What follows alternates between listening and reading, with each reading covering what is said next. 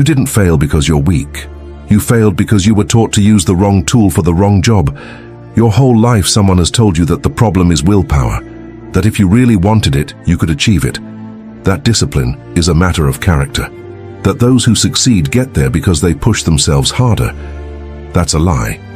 And that lie, it has cost you years of your life. In 1973, neuroscientist Roy Baumeister conducted a series of experiments that shook Western psychology. He discovered that willpower behaves exactly like a muscle. Just like muscle, willpower, he gets tired. He called it that ego depletion. Ego depletion. The more decisions you make, the more you push yourself, the less mental reserve you have for the next battle. Willpower is a finite resource. Here's what Baumeister didn't know.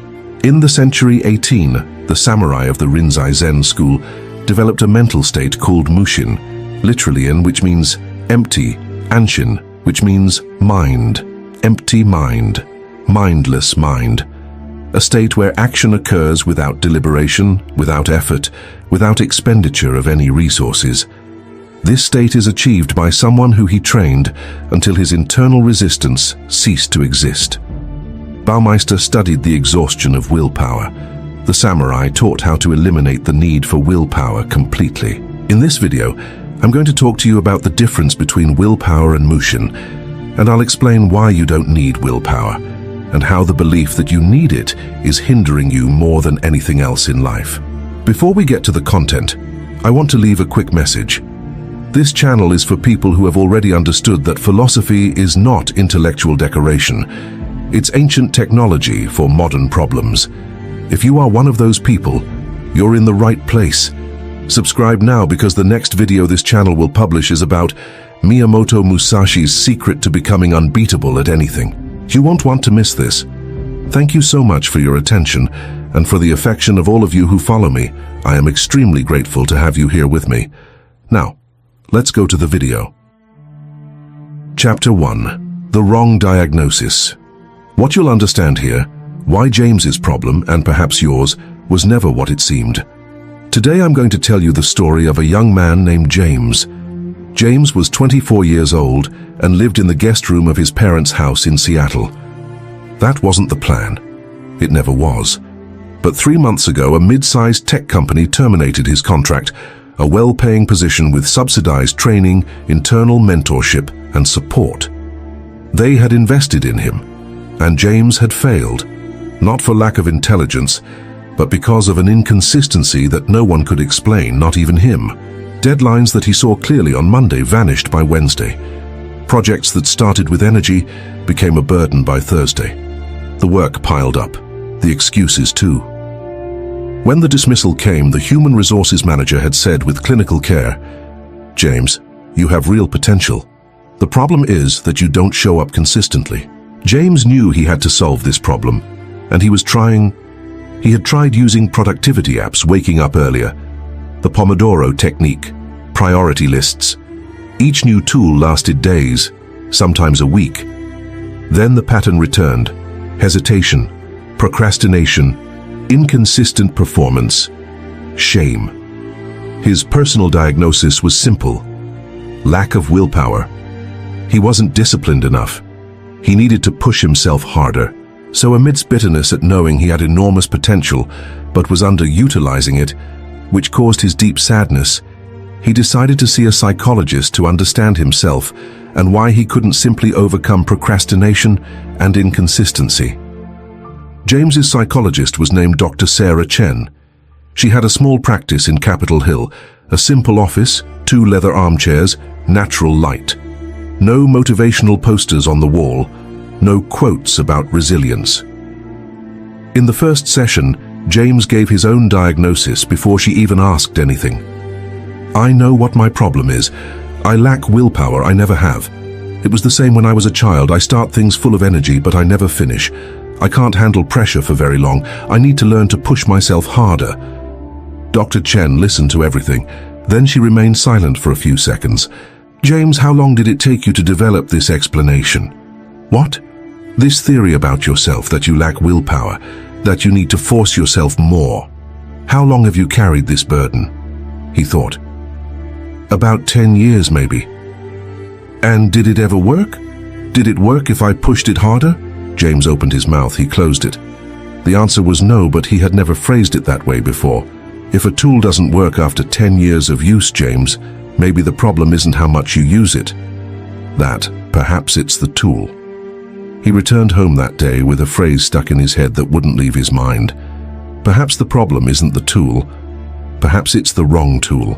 During the following week, he did something that wasn't part of the therapy plan. He started reading. Not self-help. He'd been reading self-help for years. He began reading about how the brain actually works when it acts consistently. And then, through a path he himself couldn't explain, he arrived at the Japanese philosophy of martial arts. And he found a word that had no simple translation. Mushin.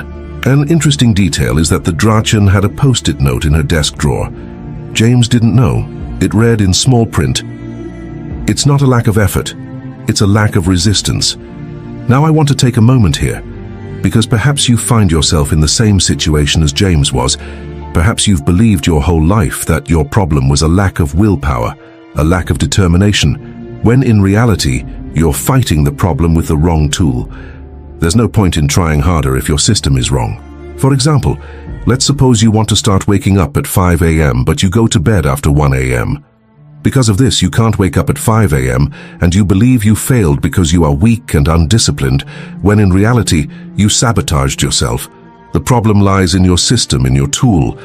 You might be thinking right now, but how will Mushin help you solve this problem? Chapter 2. What the Samurai Knew. What you'll understand here, why Mushin isn't motivation, isn't discipline, and isn't what you think it is. There is a text from the century 17 called Hagakure, the Book of the Samurai, dictated by Yamamoto Tsunetomo, a warrior who spent the last years of his life in monastic seclusion after the death of his lord. In it, Tsunetomo wrote something that few Western commentators understand in depth. In a state of perfect clarity, there is no distinction between attacker and attacked, between the action and the agent. This is not poetry. It is a precise technical description of a neurological state. When a samurai achieved Mushin in combat, what occurred at the nervous system level was the following. Decision-making had migrated from the prefrontal cortex, the region that deliberates, evaluates, weighs options, and expends energy, to the basal ganglia and cerebellum. These are older, faster brain regions that operate outside of executive consciousness and do not depend on cognitive reserves. The warrior didn't decide to attack. The movement just happened. But here is what historical documents clearly record, and what popular interpretation of the Mushin almost always distorts. Mushin was not a state that the samurai discovered by accident. It wasn't inspiration. It was the predictable product of a specific and exhaustive practice called sei. Sequences of movements repeated thousands of times, without variation, without shortcuts, without haste. The kata was not for learning the movement, it was for the movement to cease requiring attention. For the mind to be empty, because there was nothing left to deliberate. The goal of the training wasn't strength, it was silence. In 2009, a researcher named Philippa Lally, from University College London, published a study that quietly debunked the myth of the 21 days it takes to form habits. The popular number, that any behavior becomes automatic in 21 days, never had an empirical basis. It was derived from a casual observation by a plastic surgeon in the 1960s. Lally's study followed 96 participants for 12 weeks. The conclusion, true automaticity, the point at which behavior occurs without conscious deliberation, took an average of 66 days. And it depended on a critical variable that no habit tracking app measures. It wasn't the frequency, it was the absence of internal conflict. The people who automated the fastest weren't the ones who pushed themselves the hardest. They were the ones who created conditions where resistance simply couldn't find a foothold. The samurai called this process Mushin no kokoro, mind without obstacle. Modern science calls it consolidation in the basal ganglia. The mechanism is identical. The difference is that the Japanese had a training protocol. Western science only has the description. James spent 3 nights reading about Mushin. not on productivity websites, in texts about martial arts, in analyses of Zen applied to combat, in transcripts of interviews with kendo masters who were trying to explain the inexplicable in words. What he found disturbed him in a way he hadn't expected. Across all sources, the pattern is the same. Mushin is not the destination. It's what's left when you remove the noise. And the noise, in his case, had a name. It was the voice that evaluated each task before it began. It was the weight of deciding whether it was worthwhile. It was the constant internal negotiation between what he should do and what he wanted to do. It was willpower, precisely the tool he relied on, creating the problem it promised to solve. There is a paradox at the heart of Mushin philosophy that the texts rarely make explicit. The more you try to reach the state of empty mind, the more you block it. The attempt is the obstacle. The protocol is not to try harder.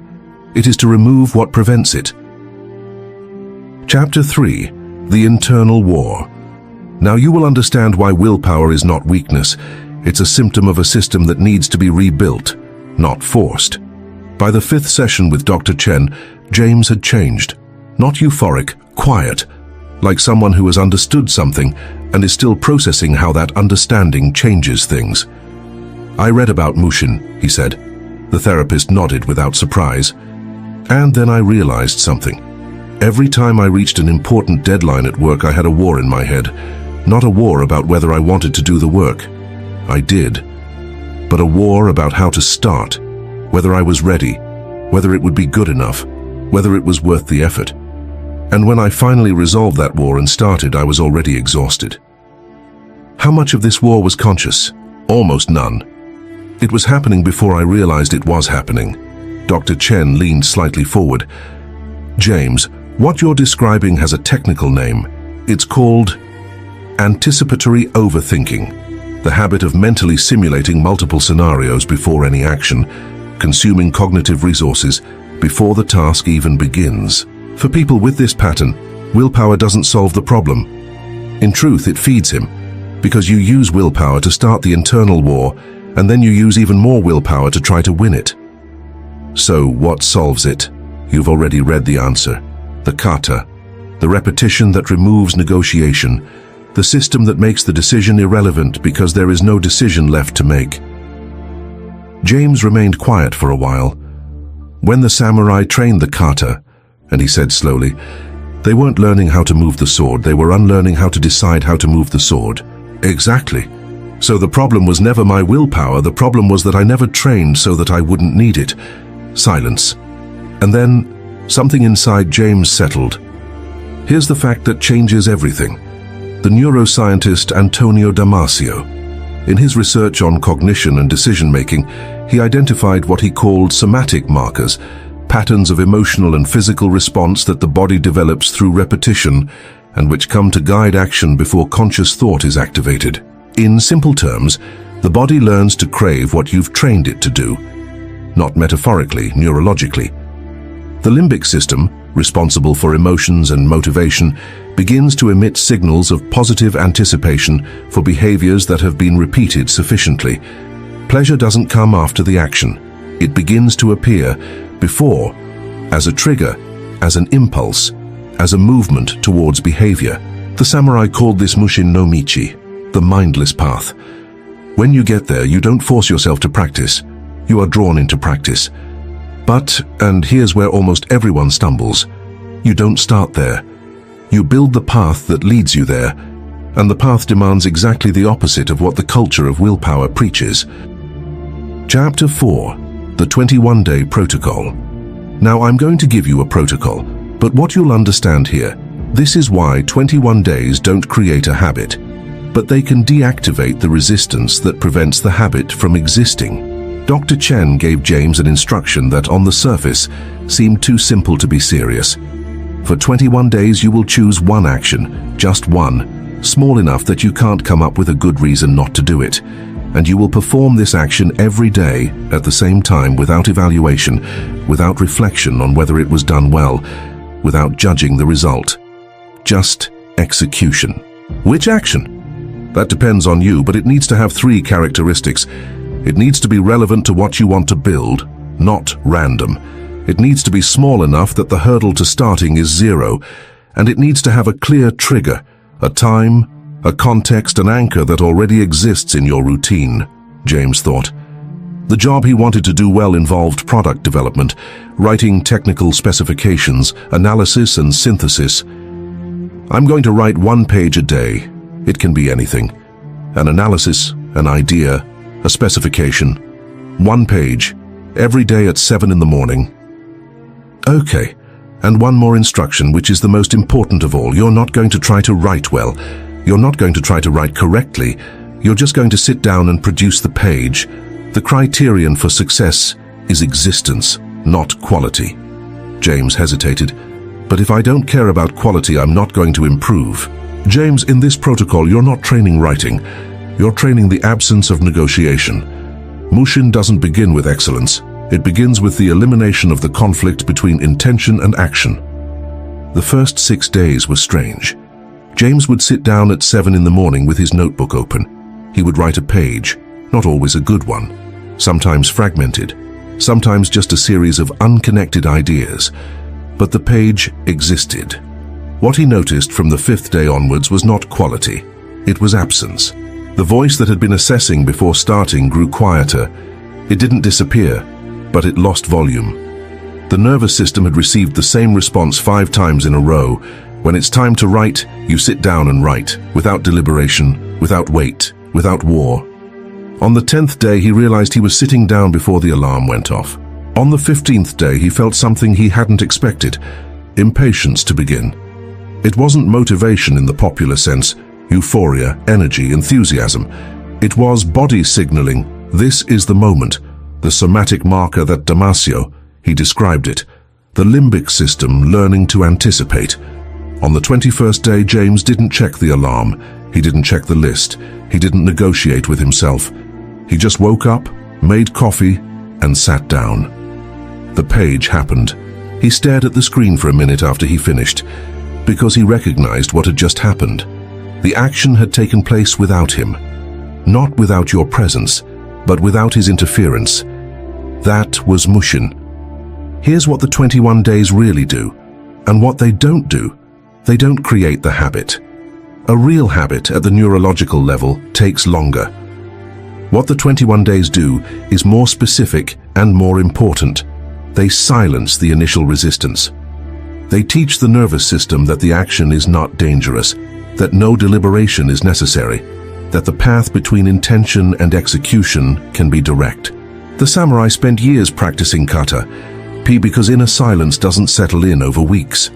The 21 days aren't the destination. They're the first time you prove to your own nervous system that Mushin is possible. And once the nervous system learns this, once the body registers the experience of acting without conflict, it begins to seek that experience again, not because you want to, because you trained. There's a detail in the historical records of Zen training that almost never comes up in Western discussions about productivity or habits. The kata wasn't practiced with maximum intensity, it was practiced with calm precision. Physical exertion was considered secondary. What mattered was the quality of attention, undivided, non-evaluative, non-anxious. The goal was the internal state, not external performance. The samurai understood, before neuroscience, that the nervous system learns not only what you do, but how are you while doing. Chapter 5. What James Discovered. Here you will learn about the twist nobody talks about in Mushin and what changes when you stop fighting yourself. 3 months after being fired, James had a folder on his computer with 67 pages of written material. Not all of them were good. Some were fragments. Some were analyses that led nowhere. But 67 pages existed, and they existed because he had removed the obstacle that prevented their existence. This obstacle was not laziness, it wasn't a lack of discipline, and it wasn't a lack of willpower. It was at negotiation. He came to understand something about himself that 10 years of superficial self-knowledge hadn't revealed. He was never a person lacking willpower, he was a person with excessive deliberation. Every action passed through such an exhaustive evaluation filter that the action arrived diminished if it arrived at all. The problem wasn't a lack of force, it was excessive internal friction. Mushin hadn't given James more willpower. He had removed the place where willpower was spent. In one of the final sessions with Dr. Chen, he asked something that had been on his mind since the beginning. Why did the samurai call it an empty mind? It doesn't seem like the mind is empty when you're in Mushin.